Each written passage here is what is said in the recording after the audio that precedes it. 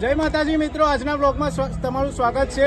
આજનો બ્લોગ આપણે ખાટુ શ્યામનો 11 જ છે, એટલે ખાટુ શ્યામના મંદિરે આપણે દર્શન કરવા જવાના છીએ અને અમારા બ્લોગમાં છેક સુધી જોડાઈ રહેજો। તમને ખાટુ શ્યામના દર્શન પણ કરાવીશું અને મંદિર પણ બતાવીશું। તો આપણે ચલો નીકળીએ, આપણે બાઇક ઉપર જવાનું છે।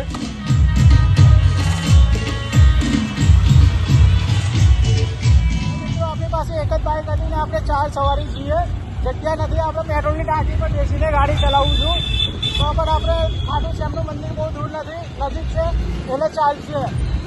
તો આપણે હેલો ગાઈસ, અહીંયા ટ્રાફિક એટલું બધું છે, આગળ એક જાનના કારણે ટ્રાફિક છે અહીંયા, અને ભાઈ ટ્રાફિકમાં હલવાઈ ગયા છીએ અમે। તો મિત્રો હવે થોડું બાકી છે, ખાટુ શ્યામનું મંદિર હવે વધારે દૂર નથી। તમને જોઈ લો કે આપણે બજારમાં આવી ગયા છે, બજાર બતાવી દો તમને, બજાર બતાવી દઈએ આપણે। તો મિત્રો આ અમદાવાદનું બજાર છે, આ બજારનું નામ આપણને ખબર તો નથી, પણ તમને બતાવી દઈએ।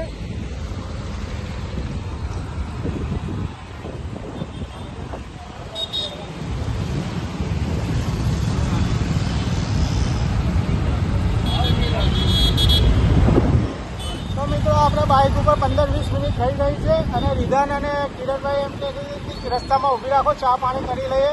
તો આપણે ચા પીવા જઈશું। તો આપણે ચા પીવા માટે એક સ્ટોપ કરીશું, પછી આપણે ખાટુ શ્યામના મંદિર માટે નીકળશું। તો મિત્રો આપણે ચાની હોટેલે ઊભા રહ્યા છે, ચાની હોટેલ છે કિતનાપર ટી સ્ટોલ। તો આપણે અહીંયા ચા પીશું પછી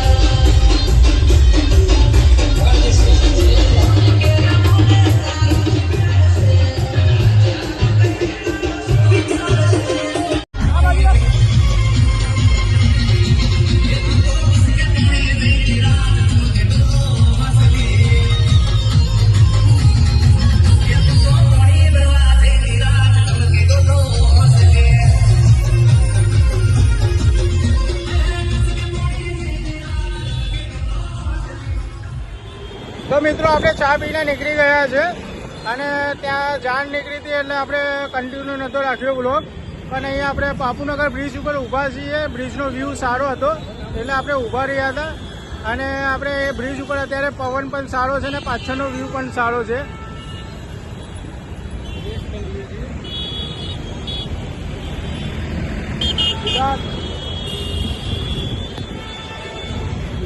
આપણો જતીન પણ અત્યારે સાથે આવ્યો છે। હેલો ગાઈસ,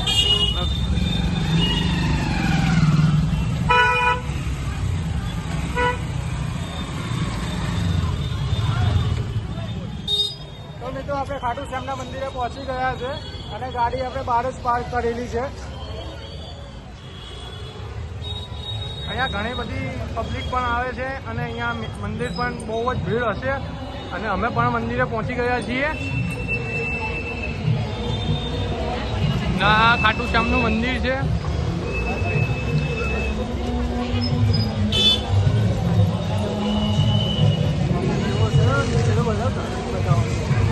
જો અહીંયા ટ્રાફિક એટલું બધું છે, અહીંયા ટ્રાફિક પણ એટલું બધું છે અને અહીંયા મંદિર પણ બહુ જ નજીક પહોંચી ગયા છે, અંદર એટલી બધી ભીડ પણ હશે।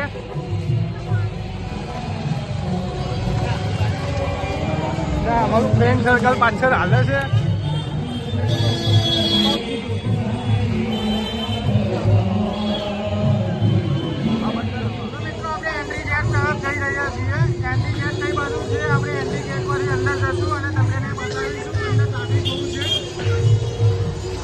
ખાટુ શ્યામના મંદિરના એન્ટ્રી ગેટ પાસે આવી ગયા છીએ।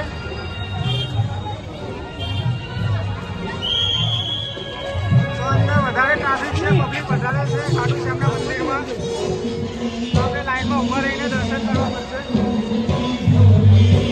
લાઈનમાં ઊભા રહી ગયા છીએ અને લાઈનમાં પણ આગળ વધી ગયા છે અને અહીંયા સુવિધા પણ એટલી મસ્ત છે કે લાઈનમાં ઊભું રહેવું નથી પડતું, ગાયકા જવાની સુવિધા છે અને અહીંયા આજુબાજુમાં બોર્ડ પણ કરેલી છે લાઈનમાં જવા માટે।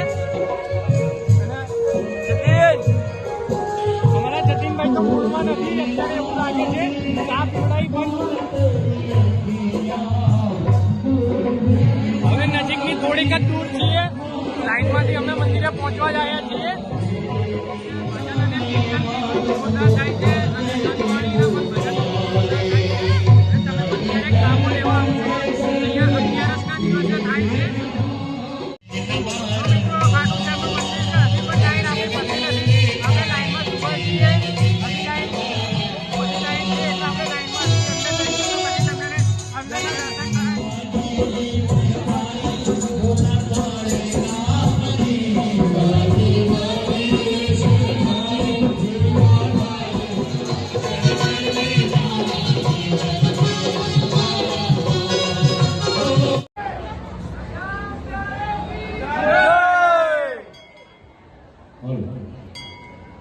गुरद्वारे के सहारे की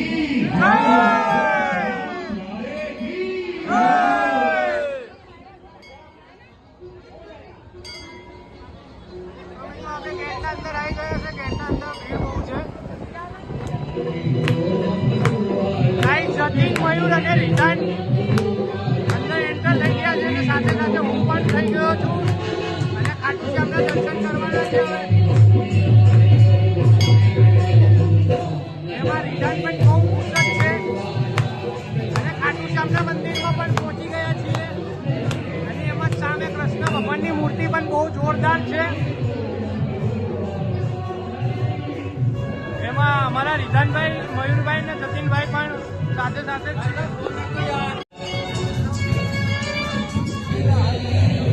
તો મિત્રો ખાટુ શ્યામના મંદિરના અંદર ફોન અલાઉડ નહોતો તો પણ આપણે કોશિશ કરીને થોડો વિડીયો લઈ લીધો છે. અંદર દર્શન કરાવી દીધા છે તમને. તો મિત્રો હવે આપણે બહાર નીકળશું, તમને બતાવીશું અત્યારે અહીં કેટલી ભીડ છે, કેટલી લાઈન છે. બહાર નીકળવા માટે પણ લાઈન છે. લાઈન છે એટલી બધી આજે ભીડ છે. આજે 11 જ છે. અહીંયા આપણે પ્રસાદી વેચાય છે. પ્રસાદીમાં કેળા છે.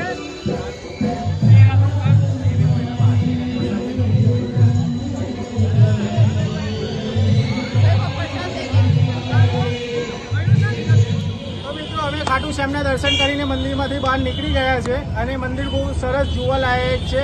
કેમ કે 11ના દિવસે ઘણા બધા ભક્તો આવે છે અને બહુ ભીડ થાય છે. તો મિત્રો કોઈ દિવસ તમે પણ ટાઈમ કાઢીને આવો મંદિરની દર્શન માટે. અને મિત્રો અમારો બ્લોગ તમને ગમ્યો હોય તો અમારી ચેનલ ગુજરાતી બ્લોગરને તમે લાઈક કરો, શેર કરો અને સબસ્ક્રાઈબ કરો.